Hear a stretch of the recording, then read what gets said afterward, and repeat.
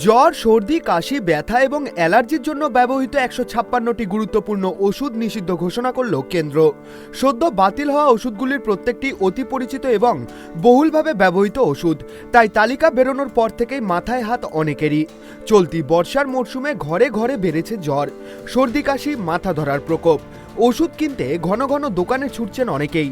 এর মাঝেই গত 12ই আগস্ট ১৫৬টি ওষুধ বাতিলের নির্দেশিকা জারি করেছে কেন্দ্রীয় সরকার।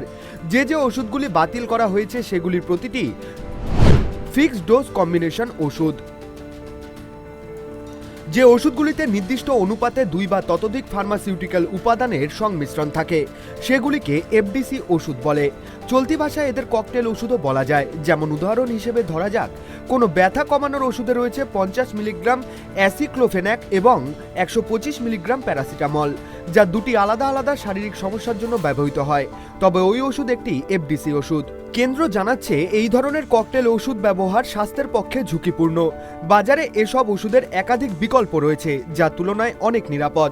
কেন্দ্রের নির্দেশিকায় বলা হয়েছে, বৃহত্তর জনস্বার্থে ড্রাগস অ্যান্ড কসমেটিক্স অ্যাক্ট 1940 অনুযায়ী এই সব ওষুধের উৎপাদন এবং বিক্রি নিষিদ্ধ ঘোষণা করা হলো।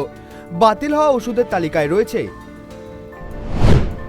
Mefenamic acid paracetamol injection, cetirizine HCl paracetamol phenylephrine, levocetirizine phenylephrine HCl paracetamol, paracetamol chlorpheniramine, maleate phenyl propanolamine ইত্যাদি।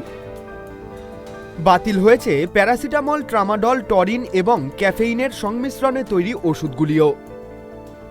প্রসঙ্গত, এই তালিকায় এমন অনেক ওষুধ রয়েছে যেগুলির উৎপাদন নির্মাতা সংস্থাগুলি অনেকদিন আগেই বন্ধ করে দিয়েছে। এর আগে 2016 সালেও সুপ্রিম কোর্টের নির্দেশে একটি বিশেষজ্ঞ কমিটি গঠন করা হয়েছিল। সেই কমিটির নির্দেশ অনুযায়ী 344টি এফডিসি জাতীয় ওষুধের মধ্যে 14টির উৎপাদন ও বিক্রি নিষিদ্ধ ঘোষণা করা হয়। এবার সেই তালিকায় যুক্ত হলো আরও 156টি ওষুধ। Bureau report, tribe TV Bangla.